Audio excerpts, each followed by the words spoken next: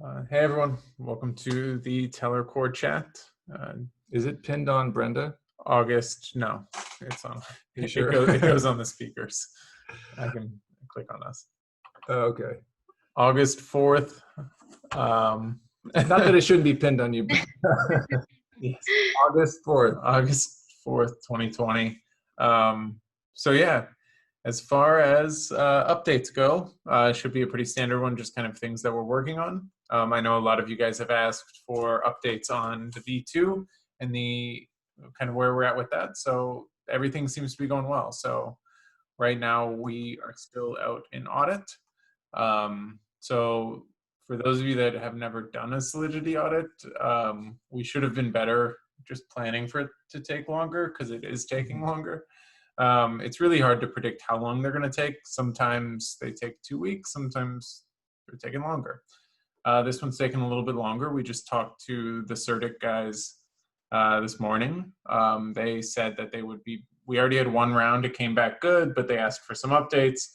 So then they checked that we made all of the updates, and they said that they would be done with that. And they said their final review should be done this Friday. We'll probably have a few changes to make, which we'll make this weekend, send it back to them. They'll give us the thumbs up. So my goal is that next week, sometime, we'll be done with it all, and hopefully can have it wrapped up. And then what happens? Yeah, and then that's what. So the next thing that happens is we'll have it all done. Let's say next Friday.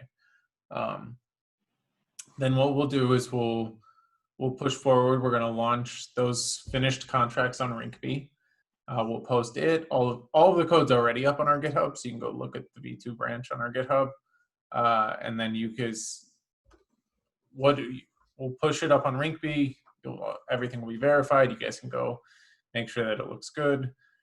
And then we'll do the switch over on Rinkeby. So we'll say, hey, we're pretending that we're going to vote and switch it over on the Rinkeby network. And that'll happen probably a week after we launch the contracts. We'll make sure that the miner switches over properly. Any of you miners can then come on and say, hey, I'm making sure that it works on V2. You can test it on Rinkeby.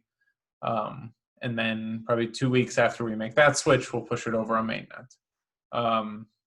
For you miners, if you don't upgrade your miner, unlike the other hard fork, you're not going to lose your stake or get slashed or anything like that. You just won't be able to mine.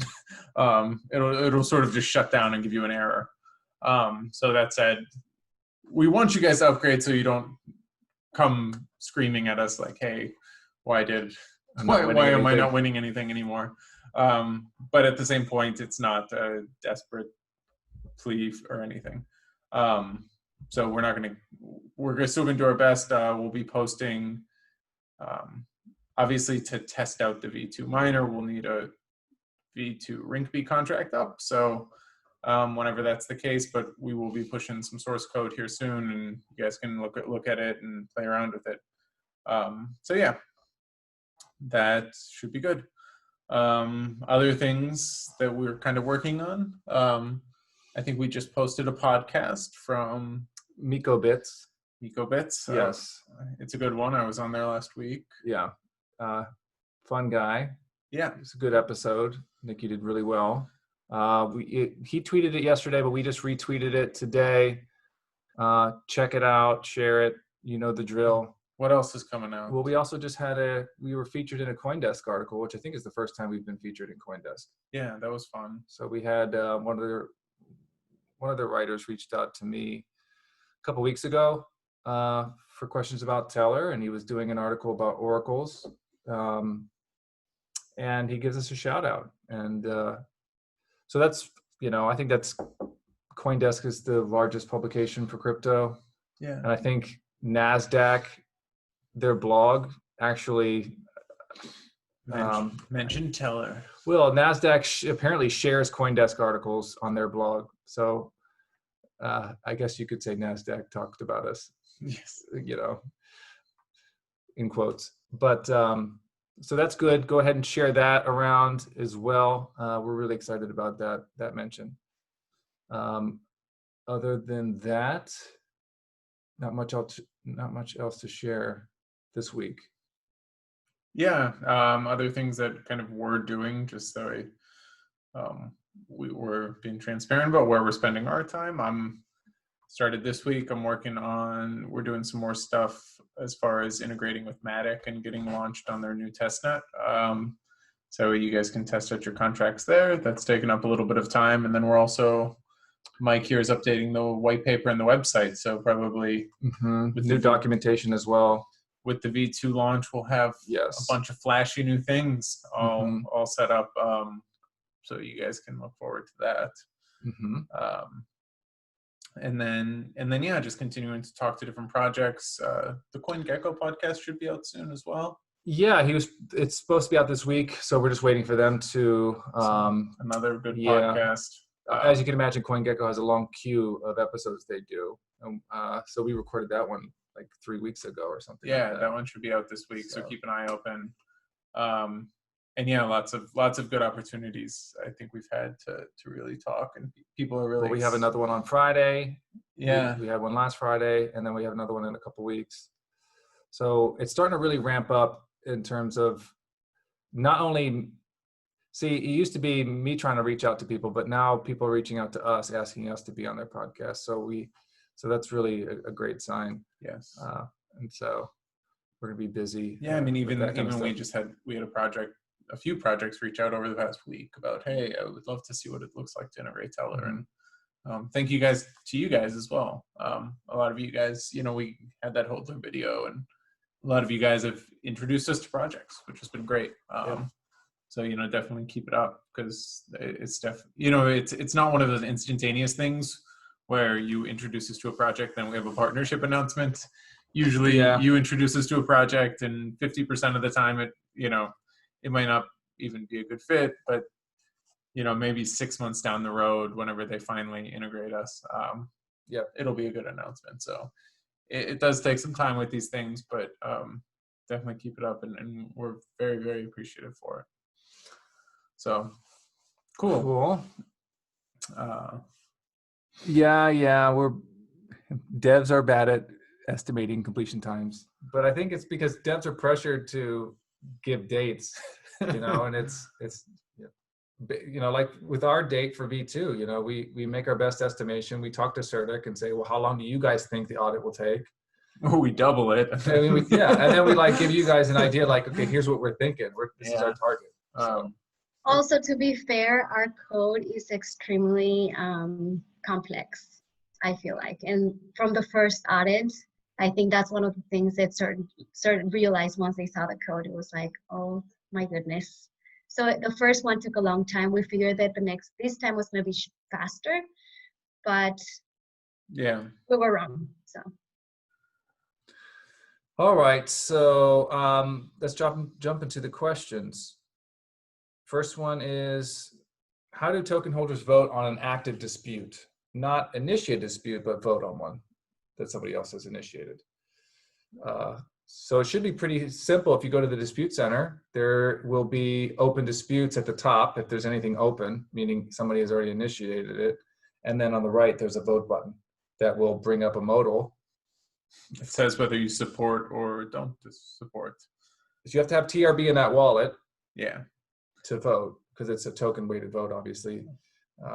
But if you have all that arranged, then it should be quite simple.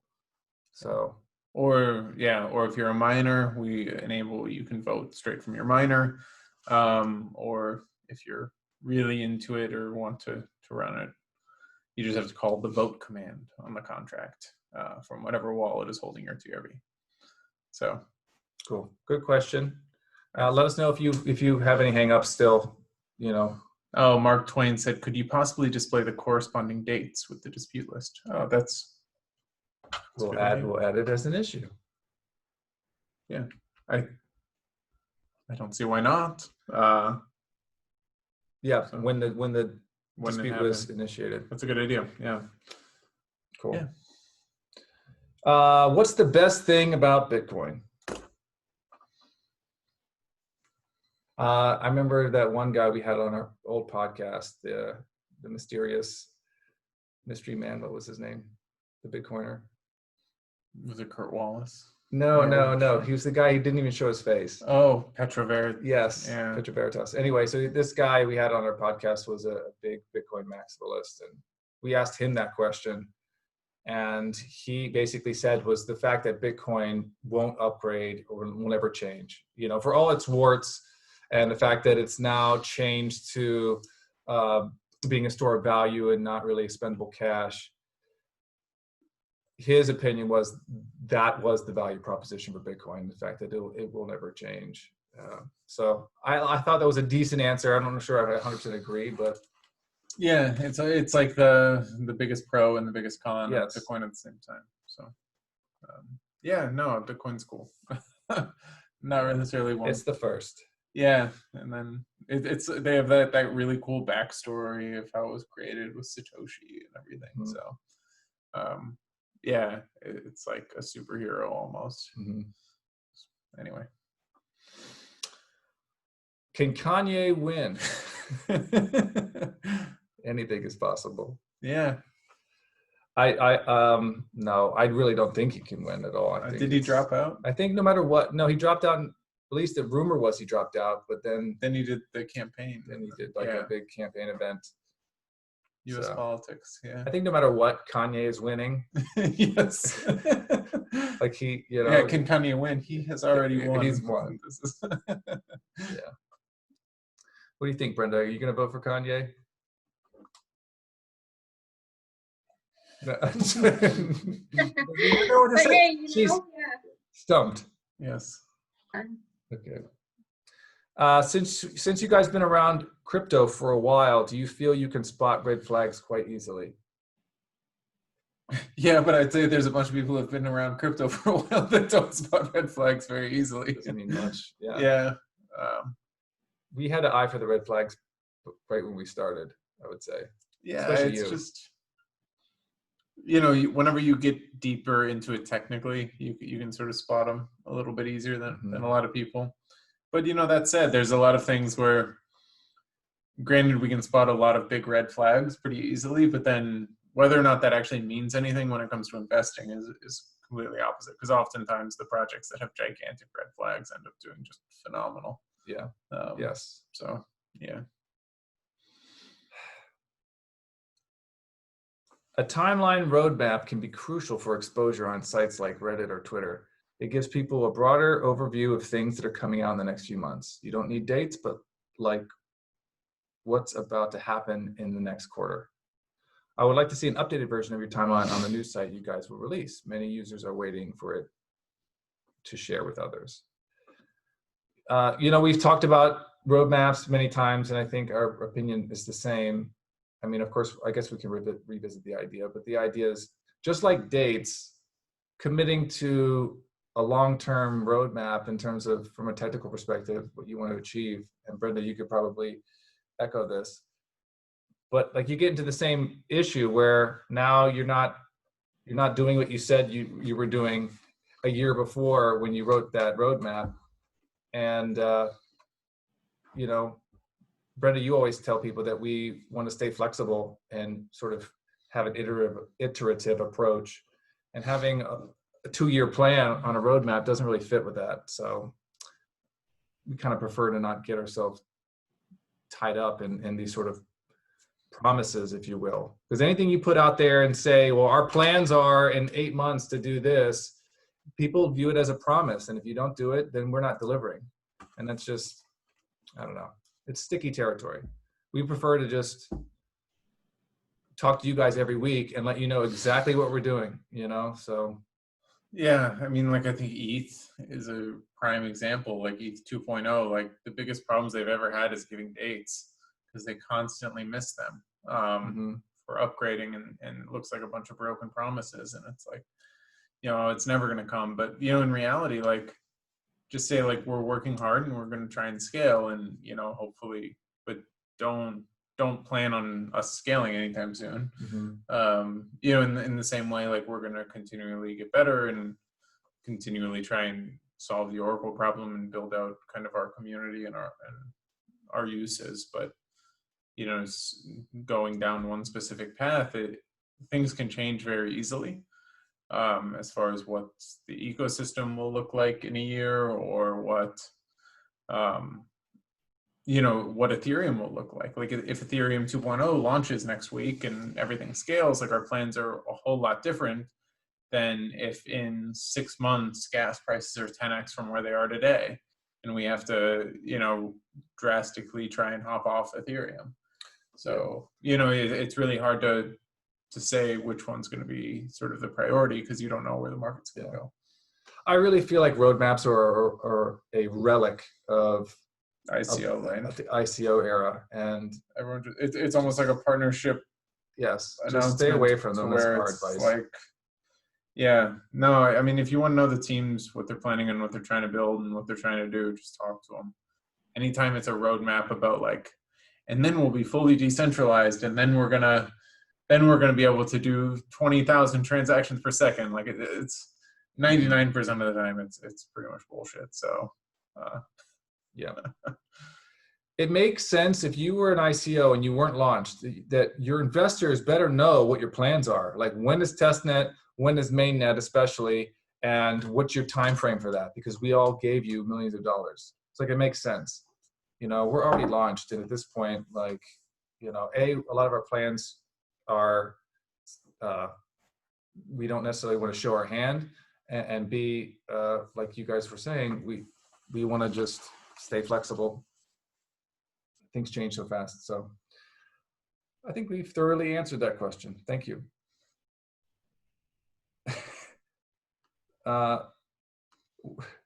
Speaking of which, where do you see Tellor in 1 year from now? Now, this is something a little bit more bite-sized, I suppose.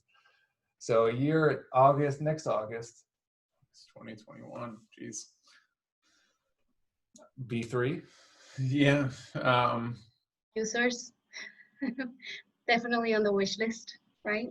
Yeah, I mean, that's our main focus.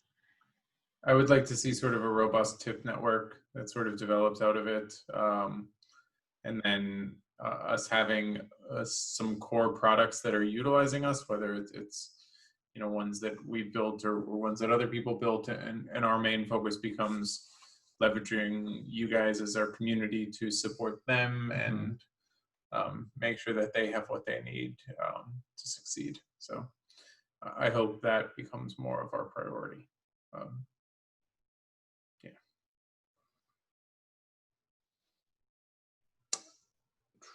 What are you guys doing for better exposure in the Oracle sphere? This is a very long question. Exposure is key.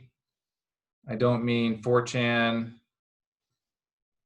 Maybe start a contest for projects to apply, et cetera, et cetera. Good ideas, and we are doing exactly that. Our strategy for exposure is events, direct marketing, but doing events, hosting our own, sponsoring hackathons, which are basically competitions to get developers to build on you. Hackers aren't projects, but one thing we don't want to do is we don't want to, you wouldn't want people to build on Tellor because we're paying them.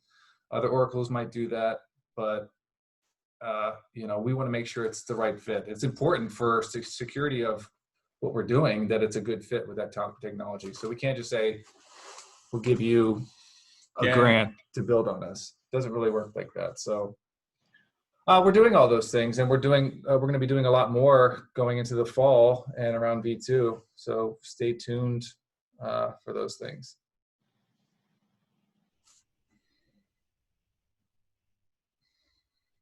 The planned transition in V2 that allows users to initiate a dispute using a smaller amount of TRB is exciting for smaller TRB holders. The multiple round disputes, I'm assuming. Yeah. Can you explain the formula for how V2 will calculate the amount of TRB required to initiate a dispute the first time, based on the number of validators? Yeah, so it's going to be based upon the number of validators, and it's not going to be less, but the number of validators in the Tellor system is going to have to go up from here. So the amount for the disputes is going to go down. So it's a sliding scale between 1,000 and 15 TRB. It hits 15 TRB once we hit 200 staked miners. And the reason that we have to go up from here is that right now we have like 25 or 30 staked miners, and then in order for the system to sort of be at capacity, we need at least 60 staked miners, because you can only do one an hour.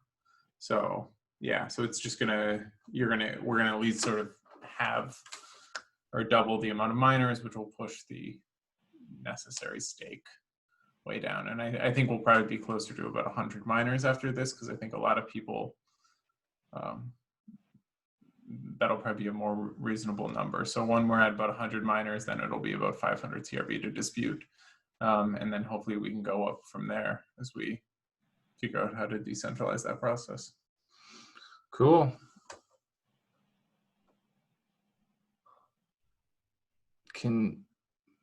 Okay, I think we answered that question. Will scams kill DEXs? Scams thrive on Uniswap.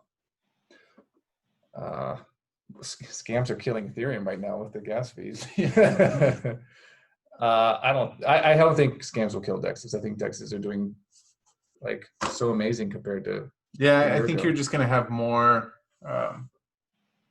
like the front ends themselves are going to be more tailored. So like, you'll have kind of trusted front ends to integrate with Uniswap. So there won't be all those scams that can just pop up. But I mean, that's the beautiful thing about DEXs.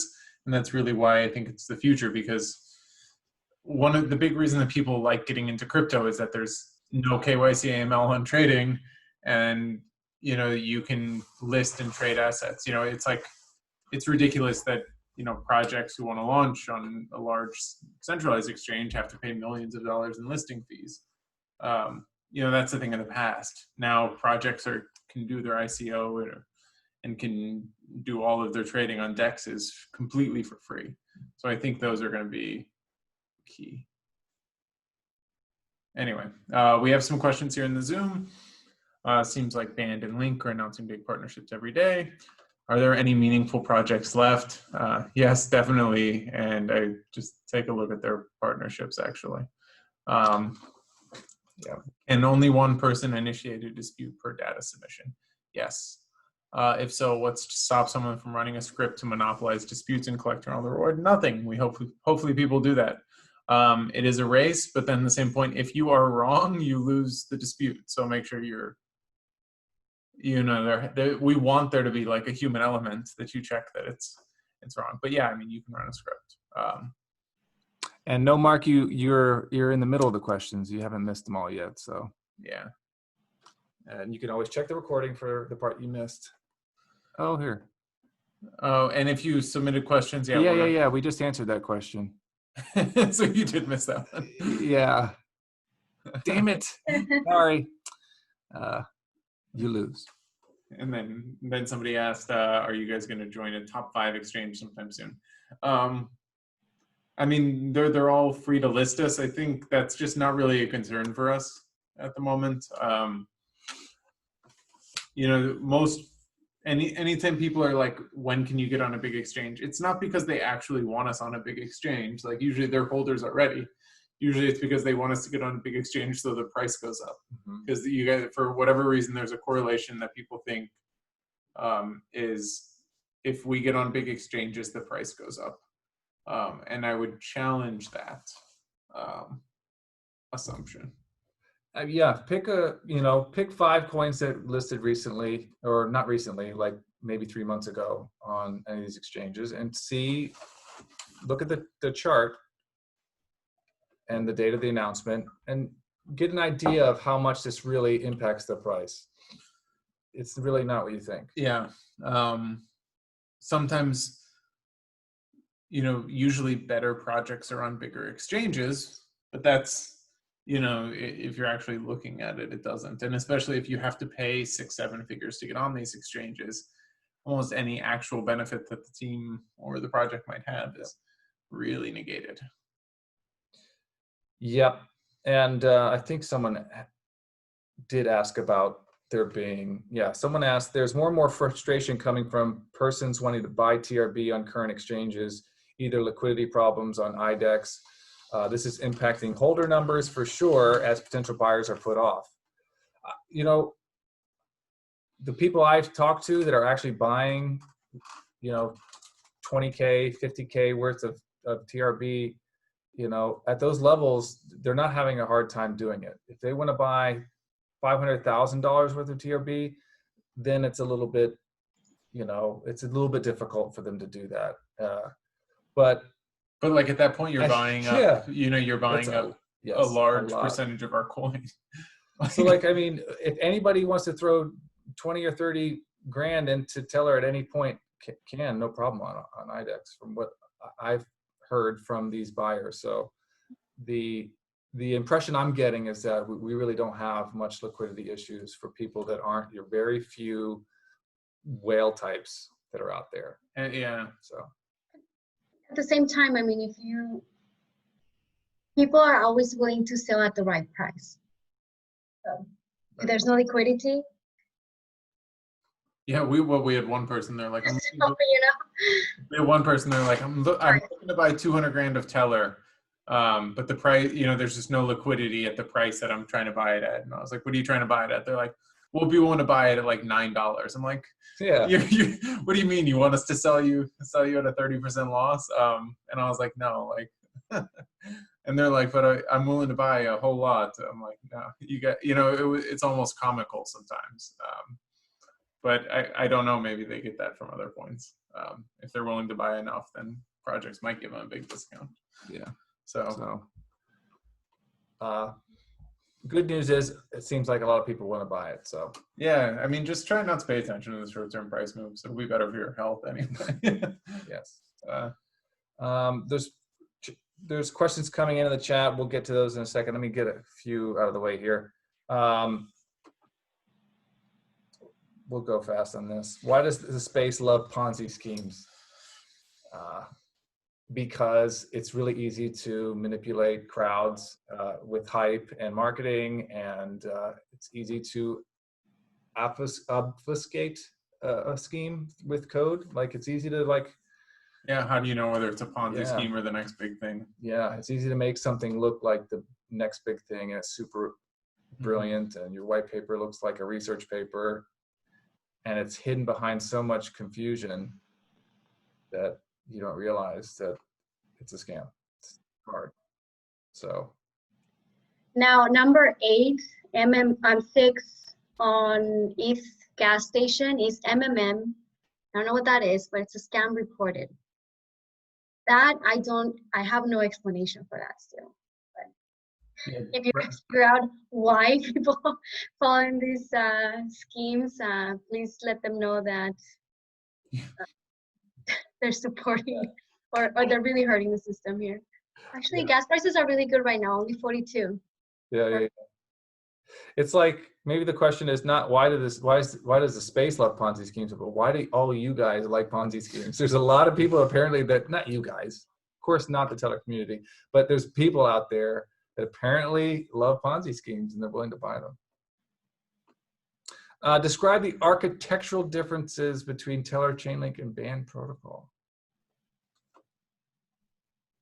I mean, you could go into a podcast on if you really wanted to do a deep dive, but you know, like band protocol, I don't know if they're live. Yeah, I mean, I don't follow, I can't keep up with what band is doing. Yeah. And then Chainlink, I mean, Chainlink is just, they have a bunch of whitelisted nodes who submit prices. That's Chainlink. So yeah, there's pretty big technical differences. So anyway. Why wasn't a summary of the last call made? I think, so the last call, what we decided to do was do like some bullet points at the end of the call that we'll have on the YouTube description. That'll give you like, you know, basically, if we, in the beginning of the call, before we hop into the questions, we usually do like a brief update. That's what we'll summarize, so that if you just want to hear any brief updates about us and you don't care about the AMA questions, that you can just glance at the description and get that information. If you mean like a full summary, like a transcript, we don't do those anymore. We did them a couple times a while ago. we moved away from that. Just a lot. It's too much. If we did these on a quarterly basis or something like that, then maybe we would do that. But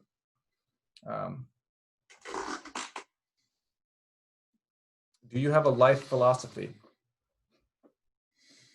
No.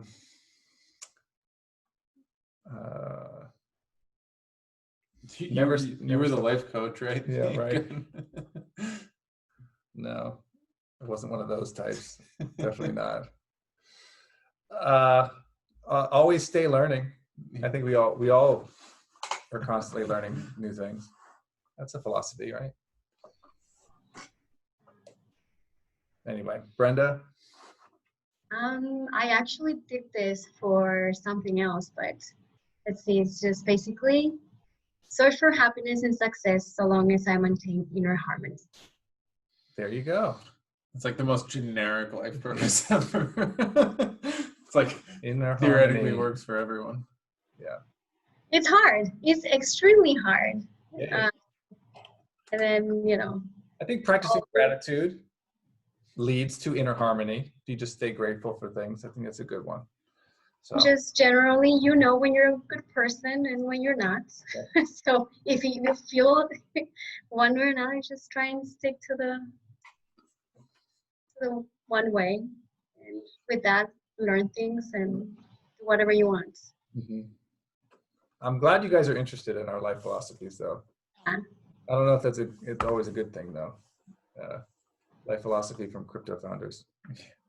But Yeah, and your philosophy is something, and then actually living life to it, that's another thing. Do as I say, not as I do. Yeah, so. I think there's been multiple crypto founders who get Jesus complexes along the way. True. So We're on our way. Yeah, you keep on asking us these questions. We're going to get. How do you feel about the use of jargon in the space? I hate it.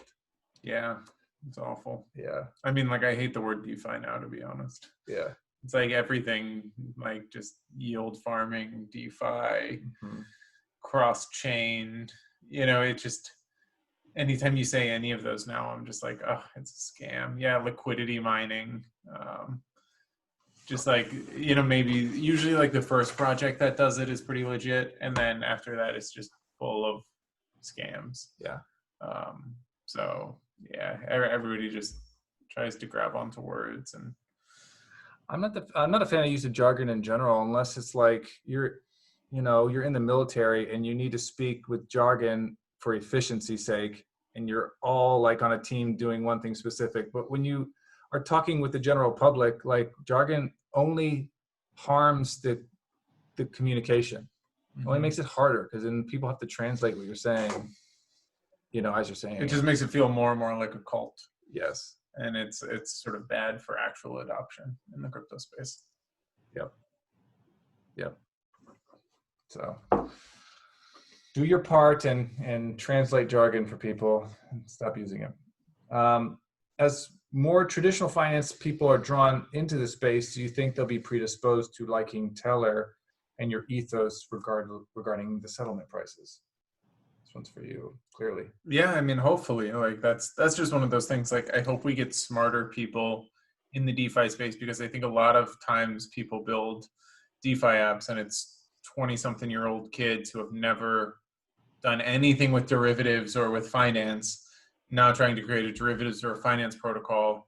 And the tech might be cool, but it's just like they're breaking basic principles of finance. Like, don't use the last traded price for your Oracle. Like, it's super easy. So yeah, that I wrote a settlement price article on our Medium. You guys can go check out. But it's just kind of just having general finance knowledge about like why you do certain things, like why certain regulations are in place, and knowing some of those things, that we don't sort of make the same mistakes that people made in finance 100 years ago. How many positions are you hiring for, and are you advertising them anywhere? We posted on like an ETH Global jobs board. We did. For a backend developer, and then yeah, we're still kind of continuing to hire. We'll probably expand where we post those as time goes. We don't want to do a really big hiring push as far as like waste all of our time interviewing a whole bunch of people. But that said, if you have any qualified leads, and we'd love to hire out of the community as much as possible. So we're really trying to do that. But we have had some interviews recently. Yeah, and if I'd say mainly we want to look for developers, DevOps people, mainly people who are just interested in learning, and you're open to a lot of different roles. As you guys know, we all do a little bit of everything. So yeah. If you know somebody Like that would fit. Like an eager junior dev that's also a jack of all trades a little bit too would be great. Yeah, or if you're more into biz dev, or if you're into something else, like it would be cool. We just want, if you're a really hard worker, we're like, you can find a place. So is Band doing anything better than Tellor? I don't think so. No. They have prettier documentation, I will say, and that's why we're not why, but that's one thing that like Mike's. Well, I'm just like digging into our documentation right now, and so like Chainlink has good documentation, Band has very nice documentation, and we like the Band guys, we know them, so like I don't mind saying nice things, even though they're the competition. But they do have nice looking website. It is pretty. It is pretty. Yes. Whether functional or not, right? It is pretty. Is Band doing anything better than Tellor? I will say that, but not for long. Are you guys going to appear on Near's whiteboard series? Yes. That's already been recorded. We're just waiting for them to push it onto YouTube. So stay tuned. A date for the website refresh? No date. It's just I'm going to want to have it in queue for when V2 is launched, and probably just launch at the same time. So soon. Is Tellor taking part in EdCon? No, we're not, but cool event. We had plans to go to EdCon when it was still going on in the real world. We had plans to go and do, I think we were talking about the original plan for the ADO was to do an announcement there for the auto, but it got canceled, and here we are. So why might a big exchange be good for Tellor? What benefits would it bring? I think the obvious is exposure. I mean, there's just more people, more users at a larger exchange. That's why they're a larger exchange. That can't be a bad thing.